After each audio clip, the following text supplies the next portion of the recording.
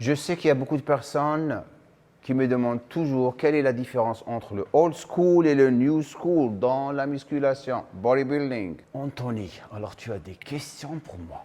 Ouais, j'ai beaucoup de questions pour toi. Beaucoup de questions pour moi. On va s'entraîner et on en parle? Ok, mais on va tester des super machines ici à Nojo Club, parce que ça nous intrigue. Il a tellement de super machines. Donc on a dit, on va les tester et on va parler de tout ce que tu veux parler dans le monde de bodybuilding, que ce soit new school ou old school. Allez, Let's go.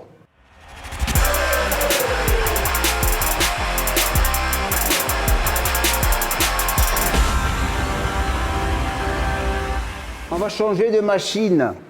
Une autre machine convergente, ce qui est super avec celle-là. Tu es déjà passé par celle-là ou pas? Ouais, Ça, c'est une Panata. elle part du bas Elle part du bas. pour l'étirement. Donc, gravité, elle va jouer un très grand rôle. On va faire, tu sais ce qu'on va faire? Unilatéral. Vas-y. C'est beau, hein? Moi, je te jure, je me mets sur une machine, je sais déjà si ça vaut la peine ou pas. Ouais, l'expérience. C'est Ça fait l'expérience. combien d'années que tu t'entraînes? 37 ans. 36, 37 ans. Ouais. J'étais même pas né. Hein? J'étais pas né. T'étais pas né, frérot. Ah, j'étais pas né Mais du tu tout. t'es jamais dit qu'un jour, on sera ensemble ici en train d'éduquer les gens sur Non, des choses c'est vrai. intéressantes? C'est vrai, jamais. Jamais, jamais. Moi, tu sais, je suis un livre qui est ouvert. J'ai jamais cassé des choses. Et parce qu'on est là de vraiment éduquer les gens, leur apprendre comment on a fait les choses. Et bien sûr, les gens copient trop.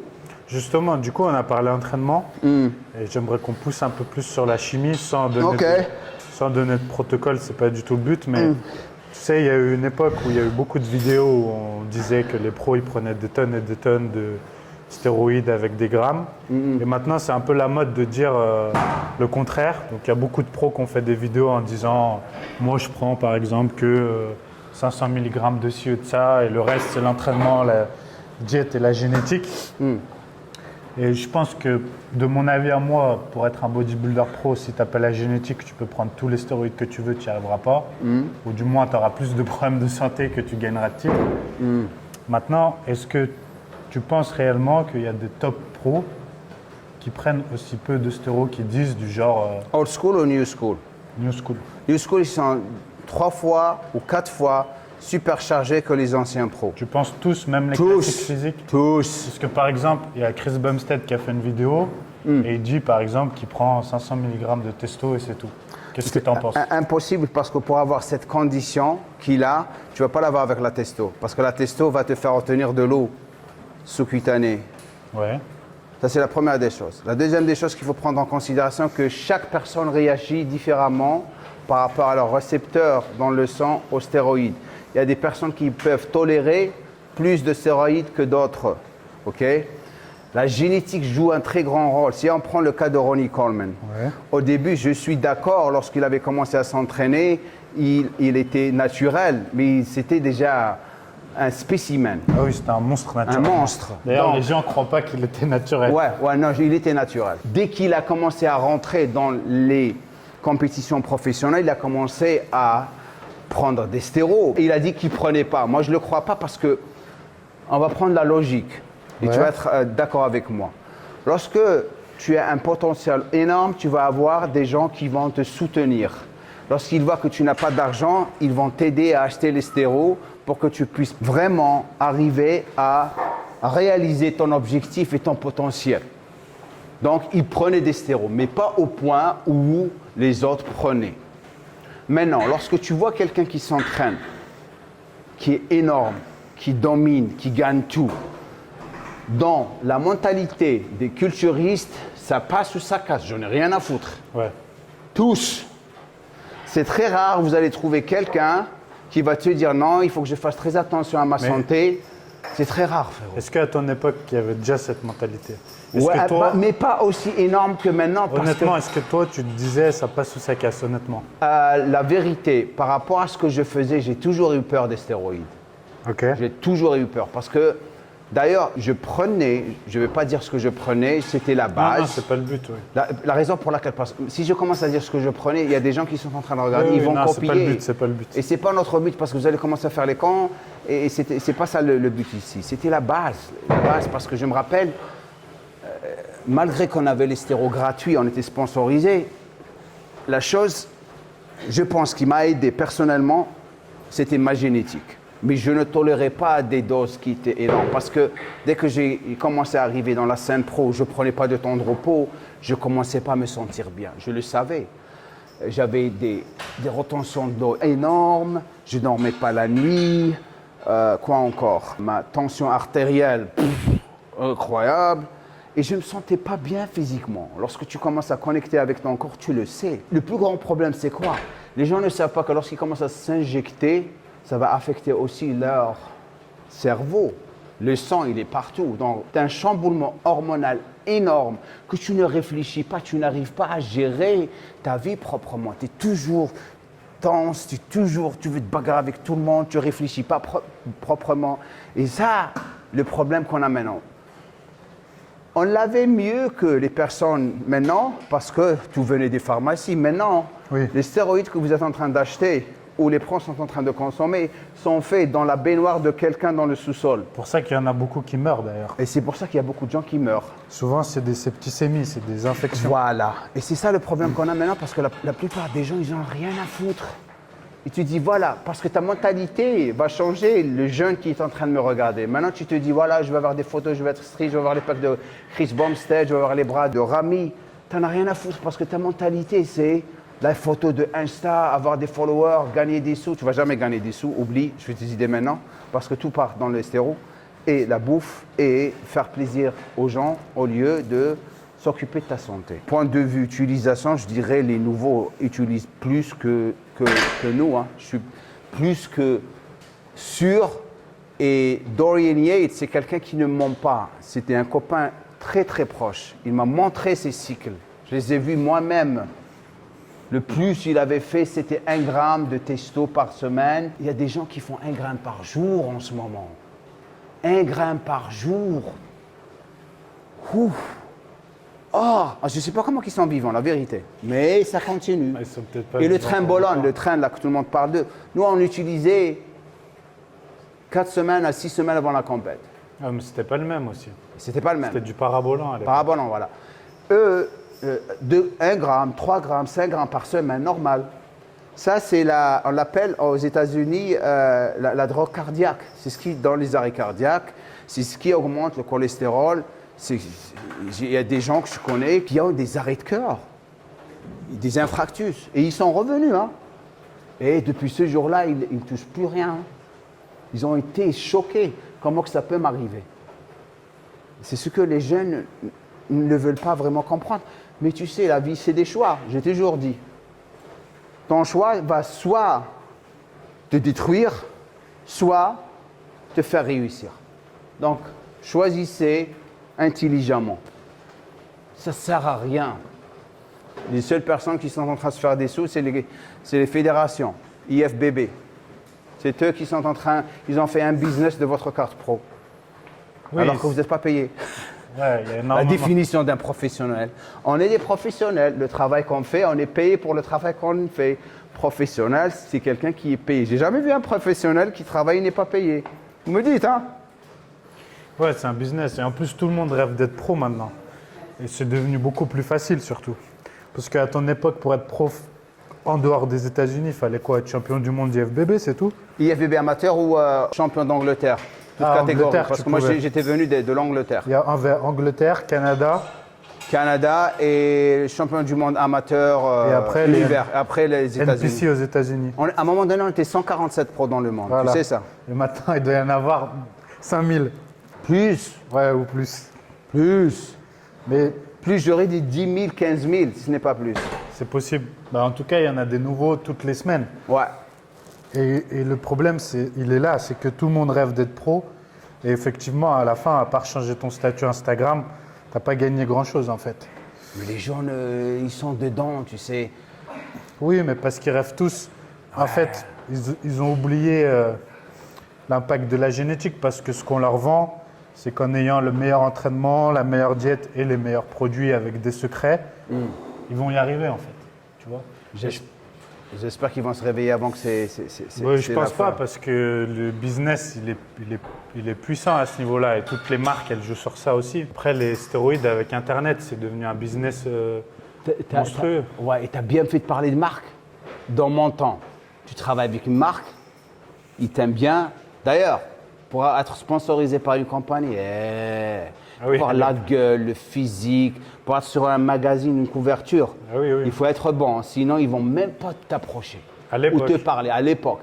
Maintenant, les marques, alors là, nous, on se faisait des sous, on était payé par mois. Tu avais du cash, les contrats pouvaient aller, la moyenne, $2 000 à 20 000, 25 000. C'était comme Ronnie et compagnie, ils se faisaient peut-être 200 000, 300 000, 500 000 $ par an. Je sais que Coleman BSN, c'était 250 000 $. C'était eux qui avaient vraiment donné. Et après Cutler, 400 000 avec Muscle-Tech. Après lui. C'était Big Ramy le plus gros.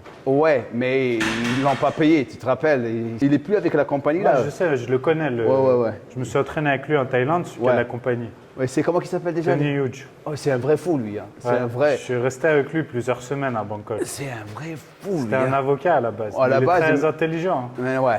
C'est quelqu'un de très intelligent. Il a payé Big Ramy 500 000 500 000 et après. C'est Big Ramy qui a décidé d'arrêter. Ouais. Qu'est-ce qui s'est passé? Ils ne se sont pas entendus, mais après, Enanced Labs, ils ont perdu tous leurs athlètes. Parce qu'en fait, aux Philippines, ils ont une marque de stéroïdes. Ouais. Et ils vendent des stéroïdes via les Philippines, qu'ils envoient dans le monde entier. Ouais. Et ils sont trop associés aux stéroïdes. Ouais, c'est pour ça qu'ils sont cassés. Et Tony Huge, il est interdit de territoire aux États-Unis. Ouais, je sais. Du coup, ils ont trop de problèmes juridiques en fait. Ouais. Mais c'est pire que ça, si je veux revenir au contrat. C'est que maintenant, les compagnies, ils n'ont plus besoin de faire ça. Parce que la personne qui marche dans la rue, ils ne connaissent pas la différence entre Ronnie Coleman ou Chris Bumstead ou Joke avec des abdos et des pecs. Je dis, pourquoi je vais te payer alors que je peux prendre n'importe qui, je vais leur donner un pot de protéines par mois et ils vont faire la pub pour ma ligne de compléments. C'est ce qui se passe sur Instagram maintenant. Les codes à 10% et tout le tralala. Tout le monde a des codes de 10%, certaines marques. Pas moi. Moi, j'étais chez Prozis à un moment donné, ils payaient chaque mois, ils payaient. Hein. Mais c'est ça, c'est devenu lamentable et triste. Ouais, c'est le business et malheureusement, c'est les seuls qui marchent en plus. Ils ont un peu écrasé les autres. Les grosses marques comme Prozis, ils ont écrasé les autres. Mais en fait, ce qui est triste, c'est de voir des gens qui ont maintenant 1000, 2000 abonnés, qui ont des codes comme ça et qui, en plus, je pense, payent leurs compléments. Ils doivent avoir juste des réductions sur. Je sais que ça a changé depuis le Covid. Je ne pense pas qu'ils donnent des compléments à chaque personne qui a un code. Rien ne dure dans la vie, c'est plus comme avant. En fait, ce que j'ai du mal avec ça, c'est tu vas faire la pub de compléments en vérité auxquels tu n'adhères pas. Tu en fais la pub parce qu'on te les offre, du coup, c'est cool, tu ne les payes pas.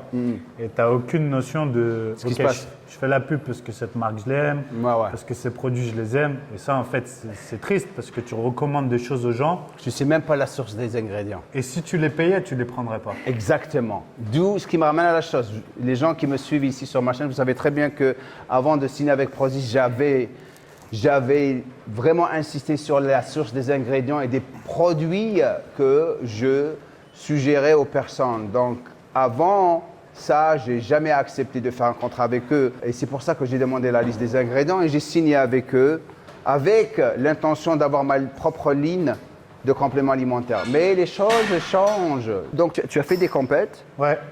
Donc, tu en as fait combien? J'en ai fait 3 au total. OK. Et la dernière, c'était quand? La dernière, c'était il y a 5 ans, aux Pays-Bas. J'ai fait la SAP Cup aux Pays-Bas, je ne sais pas si tu connais. Non, je ne connais pas. C'est à Rotterdam, c'est l'équivalent du top de Colmar un petit peu en France. OK. Donc c'est une grosse compète avec un salon qui était, à l'époque, c'était l'IFBB Benelux. OK. Belgique, Luxembourg et Pays-Bas. J'ai pris une licence IFBB belge. Et voilà. Et depuis, j'ai arrêté, mais ces temps-ci, ça me démange un peu. Ah ouais, t'adores faire les compètes, hein? J'ai vraiment aimé, ouais. Ouais. Après, j'ai arrêté parce que j'ai une femme, des enfants.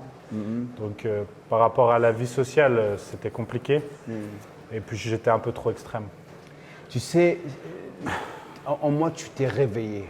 Tu as bien fait de parler de femmes et enfants. Ce que les gens ne comprennent pas, c'est que le bodybuilding, c'est un sport qui est très, très égoïste. C'est vrai. Moi. Je vois tous ces culturistes sur Insta et sur YouTube. La copine qui lui fait ses omelettes et son riz, ses pancakes, qui le supporte. Et ça dure jamais. Ouais, non, c'est vrai. Ça dure jamais. Il va passer par 3 ou 4 ou 5 ou 6 filles et après, il n'a rien. Et c'est là où la personne qui se réveille, qui fait attention à... Parce que lorsque tu es une personne spéciale qui va dans ta vie, il faut vraiment, vraiment apprécier ces personnes. Parce que c'est grâce à ces personnes que tu es en train de réussir. Et le bodybuilder, c'est très rare où tu vois quelqu'un qui est conscient de ce qu'il a. Et c'est pour ça que c'était une des raisons qui m'a fait arrêter, enfin retraite en plus de la déchirure, c'est que ce n'est pas un sport qui est sain mentalement et même physiquement. J'adore toujours le bodybuilding, je ne suis pas en train de critiquer quelque chose qui m'a rendu la personne que je suis, parce que du point de vue style de vie, éducation, c'est un art. Oui, c'est vrai. C'est un art, frérot. En fait, quand tu fais les compètes, je trouve que ça te met dans un mindset vraiment puissant. C'est plus ça discipline, qui me manque. Voilà. plus de discipline. Tu Le vas cadre. prendre la discipline, fais une compète. C'est ça. Mange bien. Ça va, parce que tu vas puiser de ça pour aller et faire d'autres choses que tu vrai. veux faire dans la vie pour réussir. C'est vrai. Avoir un business, travailler sur ta relation avec tes proches. C'est incroyable. C'est pour ça que j'adore la musculation. Tu vas être d'accord avec moi, quelqu'un qui aime vraiment, vraiment le bodybuilding sera toujours en forme jusqu'au jour, enfin en bonne forme ou en bon physique jusqu'au jour où il va mourir. Moi, j'ai jamais compris, tous mes copains qui étaient anciens, et je le vois, il est gros avec un bide, ça se voit que tu n'as pas aimé ce que tu faisais. Tu vois ce que je veux dire? Oui, je vois. Ouais, pour eux, c'était peut-être que du business ou de l'argent. Ou c'était le pas de la moment. passion. La plupart, ils n'arrivent pas à accepter que c'est la fin. Donc, ils ont dit, j'en ai rien à foutre, je lâche tout, J'arrête je ne tout, veux ouais. plus rôder dans les salles de gym. Quelque chose qu'il a aimé tellement, il commence à détester tellement. Tu n'as pas besoin d'être toujours énorme dans ta vie. Et la plupart, c'est leur identité, comme j'ai dit Après, auparavant. parce que je pense que le bodybuilding, ça t'amène dans l'extrême dans tout. C'est Exactement. toujours au tout ou rien. Donc, si tu restes là-dedans, bah, c'est soit tu fais à fond, tu concours, soit tu arrêtes tout. Et je pense qu'il y en a. Toi, tu es équilibré, stable, ça se voit, mais je pense qu'il y en a beaucoup de ton époque, de notre époque, qui ne le sont pas en fait. Et tu sais pourquoi ils sont comme ça? D'après toi? Les produits peut-être. Non. Non. Parce qu'ils ne le font pas pour eux. Ah oui, pour les autres. Ils le font pour les autres. Ils veulent que tout le temps. Ah, regarde. Ah, ils adorent ça. Imagine. T'as vu ce qu'il lui a. Il a tout perdu, il a perdu toute sa masse. Le mec, c'est l'insécurité, ça. Tu vois, des gens. Je me rappelle comme aujourd'hui. J'étais dans un restaurant à Venice Beach, à Firehouse. Et je suis sorti des toilettes. Et Ronnie est rentré. Il était comme ça. Tiens, mon, qu'est-ce qui s'est passé? Hein, j'en ai marre. Il me regardait comme ça, il m'a dit, ah, t'as raison, frérot. J'ai dit, j'en ai marre, ça y est, j'en ai marre. Je ne veux plus le faire. Je pars 3 jours ou 4 jours après. J'ai dans la salle de gym, Jay Cutler était là-bas en train de faire des photos. Tiens, mon, what's up? Il me regarde comme ça. Il me dit, la première chose qu'il m'a dit, oh, mais comment que tu es en bonne santé, frérot? Je lui ai dit, merci. Il m'a dit, j'ai hâte, je me rappelle comme aujourd'hui, de vraiment arrêter tout ça et revenir à ma santé. Il n'avait pas encore gagné l'Olympia. L'année d'après, il le gagne. Il a continué. Mais Jay Cutler, il était vraiment, depuis le jour où je l'ai rencontré lorsqu'il avait 21 ans, c'était quelqu'un de très organisé, discipliné. Après, il est en forme encore. Il est toujours en forme, mais le business, c'est quelqu'un qui a pensé au futur. Ouais. Ah, oui, Regarde, il a beaucoup de followers, même old schooler, il a beaucoup de followers. Donc, tu veux savoir la diète durant... Ouais. Qu'on parle un peu de la diète. On a parlé entraînement, chimie. La diète, à ton époque, il n'y avait pas 36 méthodes, je pense. C'est-à-dire que c'était diète prise de masse et après la sèche, ça allait très vite, je pense, vers du cétogène. Parce que tout le monde... Pas moi. Non, pas toi. C'était comment? Bah alors, c'est plus simple. Comment c'était la diète à ton époque? La prise de masse, je ne pense pas que les choses aient changé, bien que maintenant, il y a la diète flexible. Mais on est passé partout, tu sais, excuse-moi de t'avoir interrompu. Vas-y. Au début, lorsque j'avais commencé, mange tout et tu vas grossir, tu vas gagner de la masse. Donc c'était la diète flexible déjà. Non, mais c'était la diète con. Parce que tu gagnes du gras. C'est comme ça qu'on apprend. Parce que ce qui s'est passé, c'est que À un moment donné, lorsque j'avais changé de salle, j'étais parti dans une salle hardcore, je regardais ce qui se passait autour de moi. Ils mangeaient de tout, hein.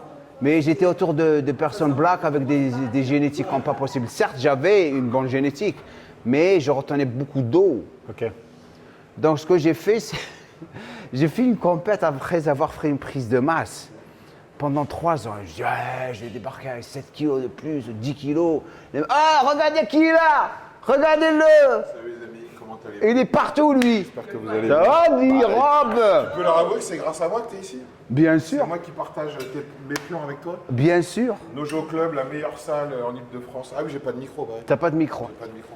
Je vais voir. vous dire ce qu'il a dit. C'est grâce à lui que je suis dans cette gym, parce qu'il est comme le maire de Bobinet. On est à Bobinet, c'est ça? Je crois pas. Bobinet? Où est-ce qu'on est ici? Rosny. C'est quoi la ville? Rosny, non? Bagnolet, Ah, Bagnolet. Bobinet, Bagnolet, enfin l'essentiel. Rien à voir. Donc, On sait même pas où on est. Mais on c'est est jamais pas grave. pas- je sais même pas. Mais, donc, je prépare pour une compète. Ouais. Devine quoi? Après 2 ans de prise de masse, soi-disant, 2 kilos. Et t'avais pris combien de poids? 2 kilos. J'avais Non, mais pris au total. 15 kilos. Et t'as gagné que 2 kilos en fait. 2 kilos. Et tu mangeais comment? Je pleurais comme un peu.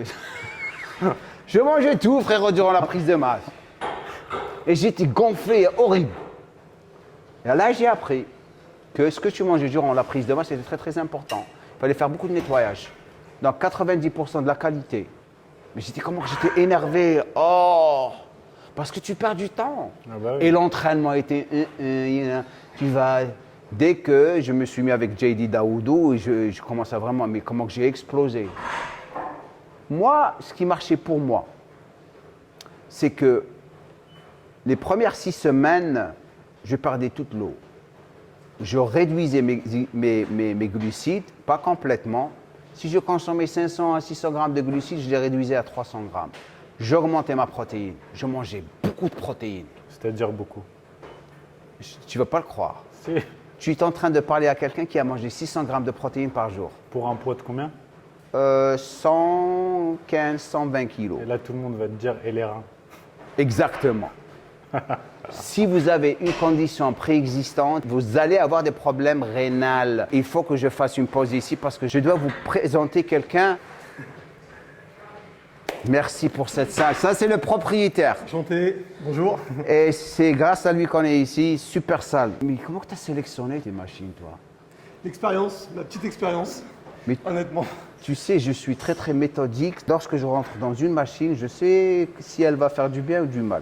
Mais incroyable, hein. Ton choix est incroyable. Venant de toi, ça fait plaisir. Non, sérieux, non, c'est parce que des fois, les gens, ils achètent du n'importe quoi et tu n'aimes pas là, ça, parce que les gens ne savent pas. Ne savent pas. Ici, vous allez venir, vous allez vraiment apprécier tout. Donc, dis-leur l'adresse où exactement. L'adresse, on la tient un peu secrète, OK? parce que c'est plus une salle c'est sur habitation parrainage. Ok. D'accord. Donc voilà, c'est pour garder l'intimité, le confort des adhérents qui sont déjà inscrits. Donc c'est un peu l'état d'esprit qu'on veut conserver, qu'on veut avoir. Et bon, après, c'est situé à Bagnolet, donc comme ça, voilà, le secteur, c'est dans Les 93. gens cherchaient de partout. Voilà, proche de Paris, à 5 minutes de Porte de Bagnolet. Maintenant, après, voilà, l'adresse. En fait, c'est vous nous envoyez un message sur Instagram et par la suite, on Il y a on une dit qu'on s'échange. interview. Et d'ailleurs, pour venir ici, il faut avoir un code et votre propre clé pour Exactement. rentrer. Mais une fois qu'on est à l'intérieur, on est bien après. On se sent Bien bien à la sûr. maison. D'accord. Mais écoute, Voilà. sérieusement, par rapport aux autres gyms, tu as bien fait de faire ça parce que tu vas voir des personnes qui vont venir ici pour ne pas être emmerdées ou se retrouver en train de nettoyer la sueur des autres personnes ou quelqu'un lorsqu'il est dans leur espace. Moi, ce que j'aime pas ici chez vous, la vérité, c'est je suis dans une salle de gym où tout d'un coup, tu es quelqu'un. Ah oui, c'est. Il est là. Tu es là, il est On là. est très proches en France. c'est pour ça. Très proche. On aime bien la Mais, proximité. mais sérieusement, merci beaucoup. Bah, avec grand plaisir. pour, C'est un honneur aussi de te recevoir quand même. Avec plaisir, frérot. Je reviendrai. T'es foutu maintenant. Bah, Merci. quand tu reviendras, il y aura encore de nouvelles machines. Merci, super gentil. Merci, super gentil. Bon courage. Merci. Donc, on était Sur la diète, 600 grammes de protéines. 600 par grammes jour. de protéines. Donc, lorsque je commençais à faire ça, ma condition arrivait rapidement. Haut du corps. Le bas du corps, je retenais plus d'eau. Ok. C'est pour ça que je laissais encore plus de temps Pour sécher. Pour sécher. Donc, au lieu de commencer 3 mois avant, je commençais 4 mois avant parce que je savais que les 3 dernières semaines, c'est là où c'est vraiment sec. C'est les stries, c'est mais partout. Hein. Mais vers la fin, dès que mon métabolisme, parce que je faisais 2 heures, des fois 3 heures de cardio, le cardio se faisait toujours les 8 premières semaines de la compète. Après, je réduisais le cardio, je faisais des systèmes d'intensification, ma série géante, biceps, superset, des sans arrêt, Plus de volume, ouais. plus de volume. Et je réduisais le cardio 20 minutes, parce qu'il y a le posing aussi. Là, je réduisais encore un tout petit peu les glucides, mais vers la fin, ce qui se passait, c'est que j'augmentais les glucides. Ok. Parce que si je les réduisais encore, je n'avais pas d'énergie. Donc, j'augmentais pour gagner encore plus de volume. Donc, vers la fin, je consommais 300 à 400 à 500 grammes de glucides. Hein. Mais parce que tu étais déjà prêt. J'étais très sec. Je suis descendu là où je voulais. Donc, j'augmentais les glucides. Et c'était parfait. Mais ça m'a pris 17 ans pour apprendre ça. Enfin, 14 ans, 15 ans. Et comment ça se fait que la plupart des bodys font toujours l'inverse, alors qu'on sait ça? Il y a les séros qui aident beaucoup. Le zéro glucide est stupidité parce que ça a un très grand effet de chamboulement hormonal. Pourtant, il y en a beaucoup qui le font encore. Ils le font, ils vont avoir, mais c'est pas. Essaye de le faire sans stéro. C'est ça. Mais ce qui se passe, c'est après. Tu sais que ça te prend 8 mois à 10 mois pour récupérer hormonalement. Tu es castré, comme pas possible. Tu n'arrives pas à vraiment gérer ta vie après. Mais pourquoi ils reviennent rapidement? Parce qu'ils commencent à se réinjecter encore. Le problème, c'est pas maintenant. C'est après. Ils ne s'en rendent même pas compte. Donc, la personne qui est en train de réussir, et la plupart ne le font pas, sur 10 personnes, si j'ai de la chance, 1 ou 2 personnes, c'est la personne qui compte ses macros, il sait comment il est en train de réagir à 200 grammes, 300 grammes de glucides, manipuler ses glucides proprement, faire ses étapes de sèche aux prises de masse proprement, rester pas trop gras durant la prise de masse, 15, j'étais à 12% en prise de masse, 12%. C'est pour ça que je pouvais faire ça. Si je remontais la bêtise que j'avais faite auparavant, ça me prenait beaucoup de temps pour redescendre, trop de gras. Donc ça, c'est important. Alors, la source de la protéine était très importante pour moi. Parce que 600 grammes de protéines par jour, il y avait des protéines en poudre déjà, tu en prenais? Jamais. Donc c'était énorme hein, quand tu t'es... Jamais de poudre. Tu mangeais Du quoi, solide. 600 grammes de protéines? Le temps, à l'eau, sérieux. Hein? Combien de boîtes par jour? 2 boîtes. Alors, à un moment donné, lorsque j'étais pauvre, vraiment pauvre, à les débuts, après je suis devenu riche, 48, je te jure, ils ont même écrit un article sur Flex aux États-Unis. On m'a surnommé le tunatarien, végétarien, tunatarien. 48 boîtes de temps par semaine. Et 60 œufs et 2 kilos d'escalopes. Que le blanc à l'époque. Que le blanc à l'époque. Alors, la plus grande connerie, c'est qu'on croyait que le jaune te faisait. c'était pas bon. Le seul mec qui était très vraiment dedans, c'était Liané. Il mangeait son jaune. C'est stupide d'enlever le jaune. Toute la bonté est dans le jaune parce que le cholestérol diététique, vous dites, alimentaire, vous dites, c'est ça? Alimentaire. Alimentaire, c'est pas le même cholestérol que vous avez. Et c'est ça, vous apprenez avec le temps. Mais il y avait une chose qui marchait toujours. Pour moi, c'est que je ne faisais pas des décharges et des recharges glucidiques. Je gardais toujours la même chose. C'est ce qui faisait la différence, c'est la consommation d'eau. Au début, j'augmentais l'eau. Je commence 2 litres, 3 litres, 4 litres. Après 4 semaines, je suis à 6 litres. 6 semaines, 8 litres. Ah, donc tu faisais pas ça juste les 10 derniers jours, tu faisais ça sur plusieurs semaines. Sur plusieurs semaines, Ok. 10 litres, 12 litres. Et après, vers la fin, je commence à 12 litres descendre. par jour? 12 litres par jour. Une fois, je me suis réveillé, je suis parti aux toilettes 17 fois. La nuit, tu ne dors pas. Tu ne dors jamais lorsque tu fais les compètes. Mais on avait les gallons. Nous, on avait les gallons. Les gallons, c'est 3,5, 3,75. Je buvais 3 à 3,5 par jour.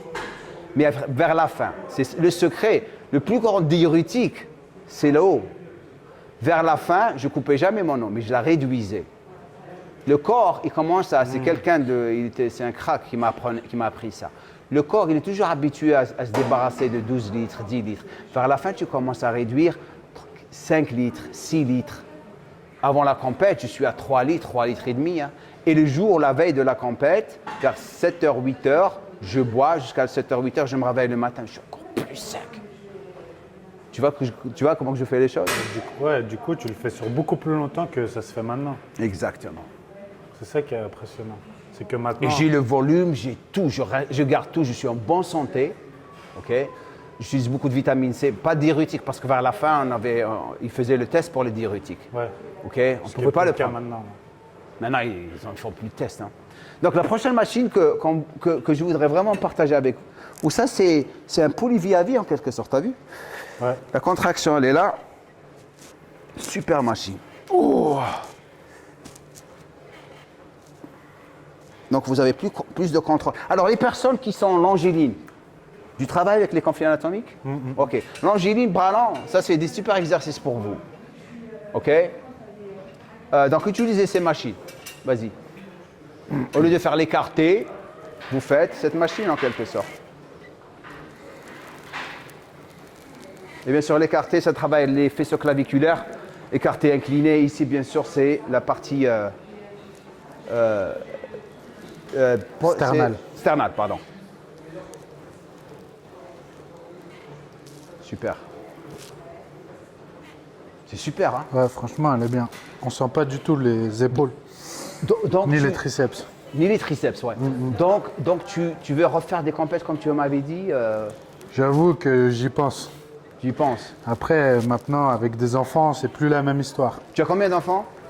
J'en ai, on peut dire, 2 et bientôt 3. Ah, Parce que ma super. femme a déjà un fils et j'ai bientôt 3 enfants. Oh, super. Dans 1 mois et quelques, j'aurai un 3e enfant. Moi, j'ai une fille en train de travailler sur le 2e. Ah, bientôt. Ah ouais, je suis en train de... J'ai 56 ans, frérot. Dans décembre, j'aurai 56 ans. Ouais, mais un homme, tu peux avoir un enfant Ouais. jusqu'à tard. Mais aussi, tu sais, avec les stéros, ça n'a pas aidé. Hein. Avec les stéros, tu sais, tu ne produis pas des... Ta production de sperme, elle est réduite avec le Après, temps. maintenant, tu as des bons protocoles pour relancer les productions de sperme. Ouais. Mais avec les enfants, oui, c'est plus la même histoire, en fait. Le problème, le risque, c'est de préparer une compétition et délaisser pendant quelques semaines tes enfants. C'est ça, Et frère. eux, ils ne vont pas le comprendre, surtout quand ils sont sûr. petits. Bien sûr, c'est pour ça qu'il faut... Si tu peux le faire et gérer, parce que c'est une question de déléguer ton business autour des personnes qui travaillent avec toi. Oui, ça, c'est vrai. Parce que tu pourrais le faire. Hein. Parce que ce que tu es en train de travailler contre, c'est plus le temps. Libérer du temps. Oui, c'est ça. Libérer le temps pour la compétition, pour la diète et pour tes enfants. C'est ça. Parce que tant que tu passes du temps avec eux, tu n'as pas de problème à faire la compète. Hein. Après, tu vois, je trouve pas que la diète, ça prenne plus de temps quand tu fais juste attention ou tu fais la compétition. En vérité, Ouais. c'est le même temps. Les gens, ils pensent que faire une compétition, ça prend beaucoup plus de temps au niveau diète, mais pas tellement. Après, c'est plus la fatigue physique et surtout nerveuse qui change, je trouve. Ouais, Tu vois j'en ai eu de ces fatigues. Hein. C'est plus ça, mais je sais pas, parce que en même temps, ça te fatigue et en même temps, comme tu l'as dit tout à l'heure, ça te donne une force dans la vie de tous les jours. Mon business, il a jamais autant explosé que quand je préparais des compètes. Parce que je trouve que tu coaches les gens différemment. Ok. Parce que quand tu prépares des compètes et tu coaches en même temps, tu es tellement toi-même dans la perfection que tu veux la transmettre aux gens parce que tu vis toujours dans cette perfection. Et tu l'as moins, malgré que tu puisses être consciencieux et aimer coacher les gens, je trouve que tu l'as moins quand tu n'es plus dans le business.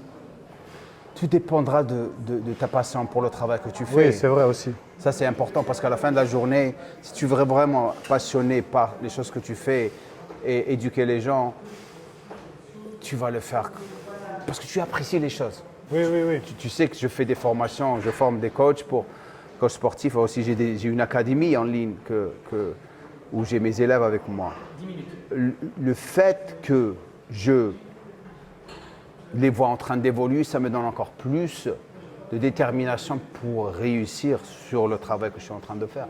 Et ça, c'est important, tu vois. Ça, c'est très, très important. Donc, on arrive à la fin.